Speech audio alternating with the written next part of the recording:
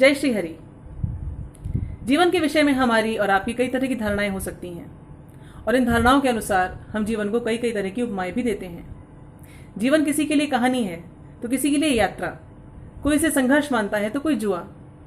जो भी हो, एक बात हम निश्चित तौर पर मान सकते हैं कि जीवन एक पाठशाला है और यह पाठशाला हमारी पाठशालाओं से भिन्न है और बड़ी विचित्र है। हम अपनी पाठशालाओं में पहले कुछ सिखाते हैं, कुछ पढ़ाते हैं, उसका अभ्यास कराते हैं और फिर परीक्षा देते हैं। लेकिन जीवन की पाठशाला हमें पहले परीक्षा देती है और फिर हमारी आंखों में आंखें डालकर हमसे पूछती है क्या सीखा, और हमारा उत्तर होता है पता नहीं। या तो हम गलत पाठ सीखते हैं या हम कुछ भी नहीं सीखते।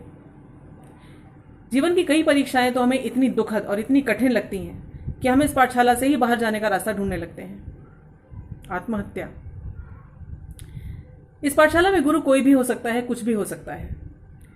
कोई वस्तु, कोई व्यक्ति, कोई घटना, कोई परिस्थिति, कोई संबंध।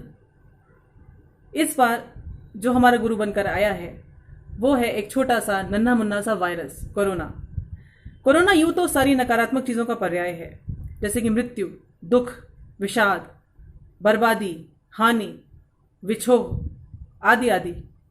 परंतु कोरोना हमारे लिए कुछ सकारात्मक पाठ लेकर भी आया, जैसे कि हमने जीवन के मूल्य को जाना, हमने समय की महत्ता को जानना सीखा, अपने प्रियजनों और प्रेम के मूल्य को समझा। जिन वस्तुओं और व्यक्तियों को हम अब तक अनदेखा करते आए थे, हमने जाना कि वे हमारे जीवन में कितने अनिवार्य हैं। एक छोटा सा उदाहरण, जब लॉकडाउन के दौरान आपके घर आपके डोमेस्टिक हेल्प नहीं आ सके और आपको अपने घर का सारा कार्यभार अपने कंधों पर उठाना पड़ा, तब आपने जाना कि इनका आपके जीवन में क्या मूल्य और क्या महत्व है और इनकी उपस्थिति से आपके जीवन में कितनी सुंदरता और कितनी सरलता है। तो इस तरह के बहुत सारे छोटे बड़े पाठ लेकर कोरोना हमारे लिए आया। मुझे लगता है एक जो बहुत बड़ा पाठ कोरोना हमें सिखाने आया है वो शायद हमसे छूट गया, और वो है मृत्यु का सत्य, मृत्यु की अवश्यंभाविता का सत्य, the truth of the inevitability of death. मृत्यु अवश्य आएगी। कोरोना के साथ हमारे संघर्ष में हम जीत जाएंगे, निश्चित तौर पर जीत जाएंगे। लेकिन क्या हम मृत्यु से भी जीत पाएंगे? मृत्यु को लेकर जो बेचैनी, जो घबराहट, जो डर, जो विषाद अनुभव होते हैं, उनसे मेरा परिचय बहुत बचपन में हो चुका था। कुछ जीवन की कथा यूं रही कि मेरा जन्म ही अवांछित था और जिस वातावरण, जिस परिवेश में मैं आई, वहां द्वेष, घृणा, अनचाहापन ही मेरे भाग्य में आए। तो अपने अस्तित्व को कुछ अर्थ देने के प्रयास में मैं उन लोगों से चिपकने का ही उपक्रम करती रही जो मेरे अपने होकर भी अपने नहीं थे। और ऐसे में मेरे अंदर दो व्यक्तित्व पलते थे। एक व्यक्ति जो उस पीड़ा को अनुभव करता था, उस वेदना को जीता था, जो किसी अपने को ढूंढता था, क्योंकि जिसके आंचल में छुपकर आप अपने दुख भुलाना चाहते हैं, जिसके कंधे पर सर रखकर आप अपने आंसू पोंछना चाहते हैं, ऐसे सारे व्यक्ति ही तो मेरी सारी त्रासदी के कारण थे। और ये मैं किसी कटुता से नहीं कह रही, क्योंकि वे सारे मेरे पाठ थे, मेरे गुरु थे। और एक दूसरा व्यक्ति था जो उस वेदना से भरे हुए व्यक्ति को छुपाता था, उसकी रक्षा करता था, दुनिया को दिखाता था कि मैं बिल्कुल ठीक हूं, किसी को पता ना चल जाए कि मैं कितनी कमजोर हूं, कि मैं कितनी डरी हुई हूं, कि मैं कितनी पीड़ा में हूं। तो व्यक्तिगत जीवन की इन्हीं असहाय विवशताओं के थपेड़े खाते खाते मेरा व्यावसायिक जीवन भी शुरू हुआ। मैंने कॉर्पोरेट जगत में कार्य किया, विदेशी कंपनियों के साथ कार्य किया, परंतु मुझे ये सतत अनुभूति रही कि ये वो जगह नहीं है जहां मैं कार्य करना चाहती हूं। कुछ रिक्तता की अनुभूति लगातार होती रही। तो उन्हीं विवशताओं के चलते मैं शिक्षा के क्षेत्र में पहुंची, और जो मेरा पहला औपचारिक पदार्पण शिक्षा के क्षेत्र में हुआ, वो मानो मुझे सारे कष्टों की कुंजी मिल गई। जब मैं पहली बार अपने छात्रों के साथ आई और मैंने पहली बार एक गुरु, एक शिक्षक की भूमिका को जिया, तो मैंने पाया कि मैं अपने सबसे ज्यादा समीप थी।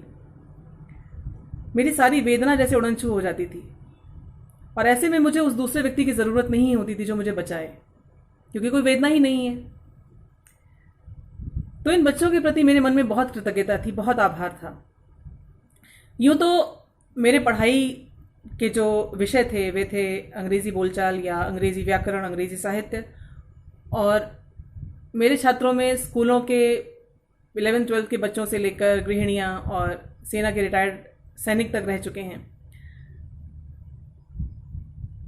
पर मुझे ऐसा लगता था कि अंग्रेज़ी वो चीज़ नहीं है जो मैंने देना चाहती हूँ। मैंने और कुछ देना चाहती हूँ, कुछ और दूंगी तो वो कृतज्ञता पूरी होगी। और ये प्रयास मेरा लगातार चलता रहा।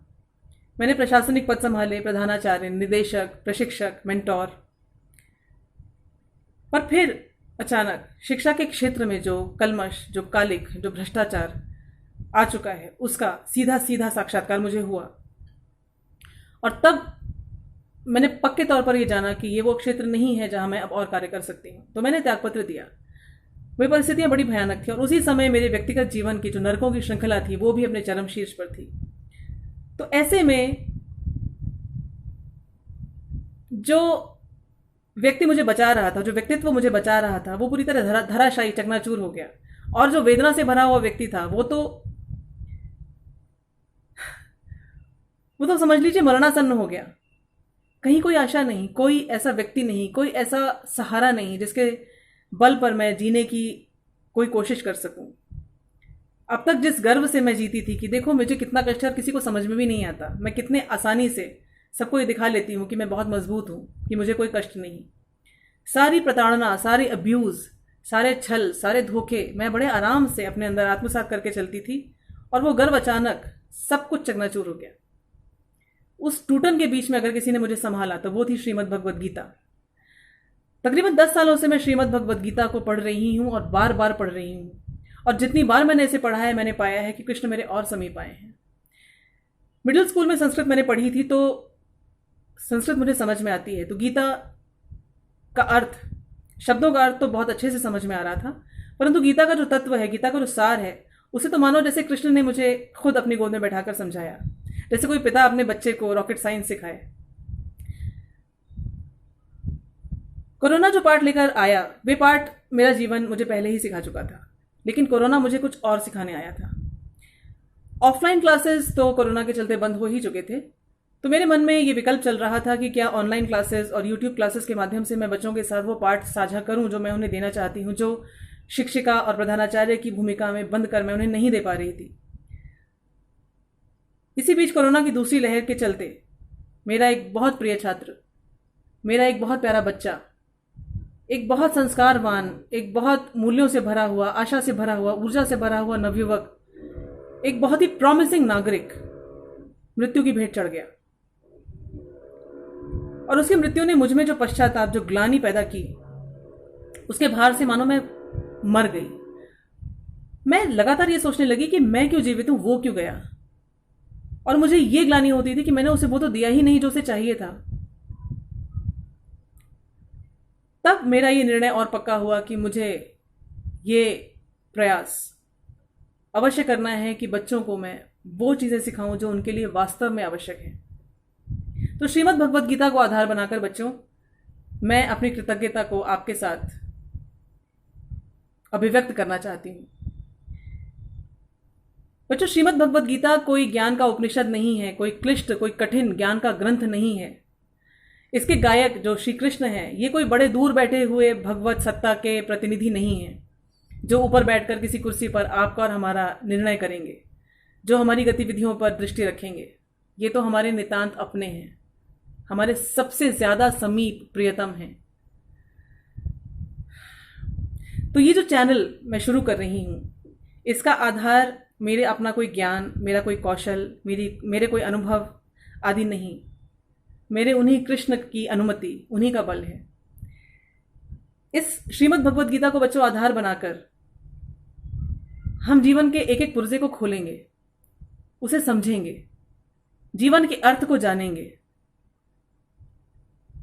अमरता को ढूंढेंगे, जीवन कैसे जिया जाए ये समझेंगे, मृत्यु के भय को कैसे भुलाया जाए, कैसे समाप्त किया जाए ये समझेंगे, अपने मानवीय संबंधों को सबसे अच्छी तरह से कैसे जिया जाए ये सीखेंगे,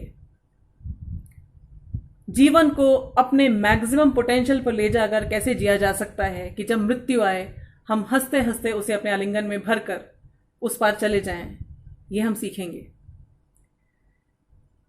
यदि बच्चों आपको लगता है कि इस यात्रा में आप मेरे साथ आना चाहते हैं और जो आप ढूंढ रहे हैं वो आपको मिलेगा, मेरा आश्वासन है आपको अवश्य मिलेगा।